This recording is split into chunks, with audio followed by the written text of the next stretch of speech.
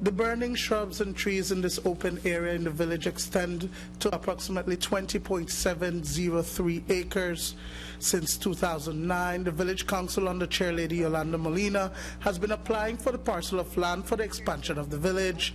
But that initiative has run into a major block because the land has reportedly been sold.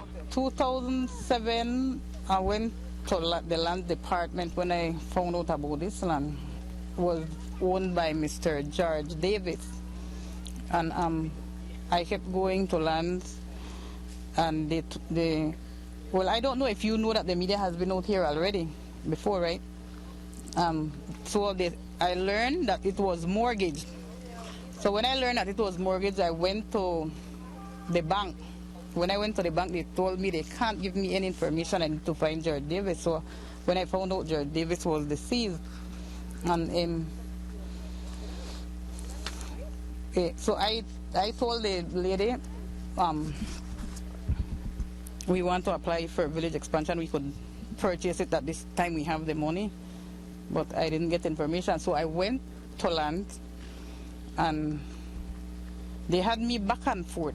Today, villagers gathered near the land to voice their disappointment with what is happening. Carmen Portillo has been living in Blackman Eddy for the past 32 years. She says it is her children's birthright to acquire a piece of land in the village. And for 31-year-old David Cocom, he wants to be able to provide for his family. We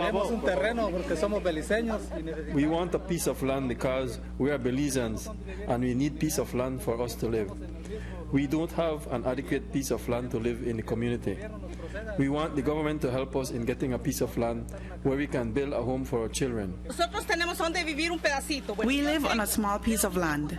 Well, I have that, but my children are leaving the village because they don't want to live in a congested area. And then for some time now, we have been cleaning and cutting down this area so they can give it to us. But now, Mr. Lana is fighting for us. But we want the land because it is for us. To date, the plot, according to the records at the Lands Department, remains the property of George Davis, who is now deceased. In April of 2014, however, the outstanding tax of $450 was paid in full. But by who? The council says that it was Mark Flowers, the head of the GSU, who made the payment. And when I went in, I found out that Mr. Flowers paid the land tax. So I asked how come he could pay the land tax and we are applying for it so long. And they said they don't know because they told me that needed to get cancelled before Mr. Flowers paid for the land tax. They told me they sent a letter already to the bank. So, and that how the committee in Lands Department decided that they would give Mr. Flowers the land.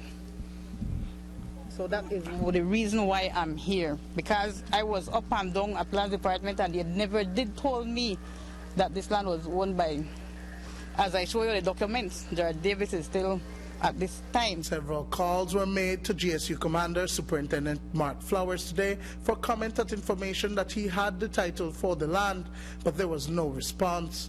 UDP standard bearer for Kaya South, Ralph Huang, however, was accessible.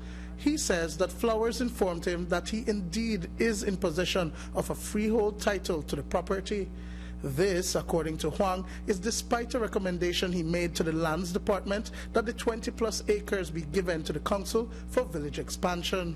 When I heard this thing this morning, and I hurried and jumped on the bed and I talked to Ms. Molina and to get to know more detail of it, and I gone to our department, Lands Department, and to print out the land tax department. It's still under George Davis' name, and I think this is very simple matter. Either Mr. McFlower relocate his land, or that Lands Department to acquire more land for the villagers. Now, were you able to ascertain whether whether this new individual has title to this property? That I don't know. But I talked to him earlier when I spoke to him on the phone. He claimed that he has the freehold property. But I asked him if he could be kind enough to give me a copy of his land title, and so we could clear the matter out. If the man has the freehold title, then I wish that the lands department could give we next piece of land so we could acquire for the villagers. So basically he confirmed that to you that he has this 20.7 acres. On the phone, but not on the paper. On the phone, when I talk to him. Yeah. There's no time that lands department tell the chair lady, including myself, that gone there by myself, and there's no one in the department says that this land is not available. And I even wrote a recommendation to lands department that I suggesting and recommending that the village council could have that same piece of land for its villagers. And the reason I was doing that because there's no one from the department says the land is not available. Until this morning I get to know that McFlower that he has an interest in the same piece of land. So where is the land dispute heading? We went to the lands department and were unable to get a comment from the lands commissioner, Wilbert Vallejos. Dwayne Moody for News 5.